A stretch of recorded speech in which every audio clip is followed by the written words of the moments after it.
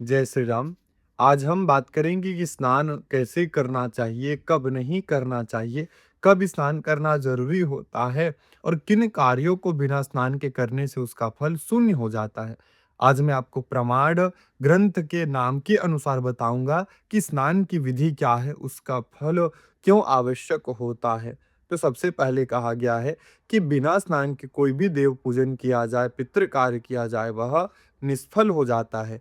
प्रमाण है वाधुल स्मृति का, स्नान मूलाः क्रियाः सर्वाः संध्यो भाषणमेव च। अर्थात अगर कोई भी देव पितृ कार्य करे बिना स्नान के करेंगे तो उसका फल निष्फल हो जाता है। अगला वचन है कि नग्न होकर के स्नान नहीं करना चाहिए।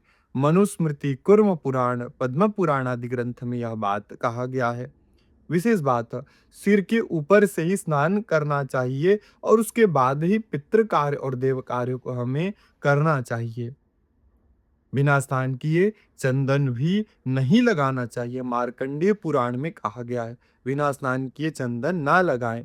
कब कब स्नान करना चाहिए, विशेष करके कपड़े सहित स्नान। तो कहा गया कि जब कभी भी हम बुरा सपना देख लेते हैं, बाल बनवा लेते हैं, वमन हो जाए, स्त्री संग, स्मशान भूमि जाने पर हमें कपड़ा सहित स्नान करना चाहिए। मार्कंडेय पुराण का वचन है। और तेल लगाने के बाद स्मशान से लौटने पर स्त्री संग और क्षौर कर्म अर्थात बाल बनवाने के बाद जब तक मनुष्य स्नान न करे तब तक वह चांडाल का रूप में रहता है। ये प्रमाण चाणक्य नीति का है। आगे की कहा गया कि कौन सा जल जो है सबसे शुद्ध होता है।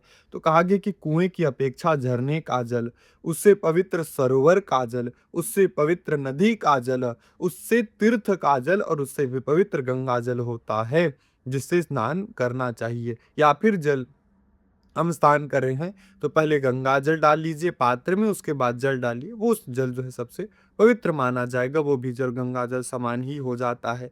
कहा गया है कि भोजन के बाद स्नान नहीं करना चाहिए।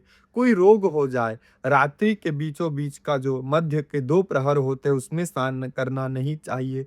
बहुत ज्यादा कपड़ा पहने हैं तो नहीं करना चाहिए। और जिस जलाशय का ज्ञान आपको ना हो वहां भी स्नान नहीं करना चाहिए। यह मनुस्मृति का वचन है।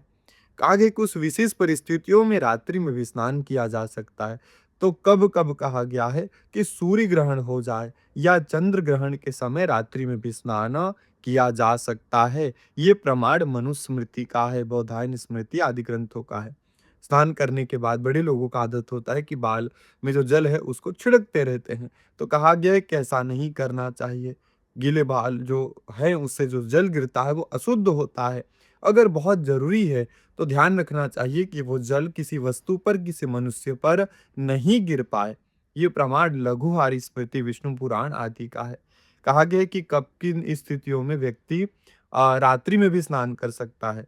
तो पहले भी मैंने बताया कि ग्रहण जब निवृत्ति हो जाए, ग्रहण काल हो जाए, उसमें स्नान करना चाहिए। रात्रि काल में भी, पुत्र जन्म में, सूर्य की संक्रांति और किसी स्वजन की मृत्यु हो जाए, ग्रहण तथा जन्म नक्षत्र में जब चंद्रमा हो, तब रात को भी स्नान किया जा सकता है। ये प्रमाण वामन पुराण का है। कहा गया है कि अभी ठंड का समय, बड़े सारे लोग धूप में खड़े हो जाते हैं बड़े समय तक, उसके बाद स्नान करते हैं। तो नीति वाक्यामृत क्या कहता है कि सूर्य की धूप में बैठने के तुरंत बाद स्नान नहीं करना चाहिए। इससे व्यक्ति की दृष्टि मंद हो जाती है, सिर में पीड़ा होती है, तो ऐसा नहीं करना चाहिए। स्नान के समय जब पहने हुए भीगे कपड़े हैं उससे शरीर को नहीं पोंछना चाहिए। ये वाक्य वाधु स्मृति स्कंद पुराण का है। तो स्नान हमारे धर्म शास्त्रों में एक बड़ा ही मुख्य क्रिया है, जिसका हमें ज्ञान होना चाहिए। किस प्रकार स्नान करना चाहिए, किस प्रकार से स्नान की विधि है, इसका ज्ञान हमें जरूर होना चाहिए। जय श्री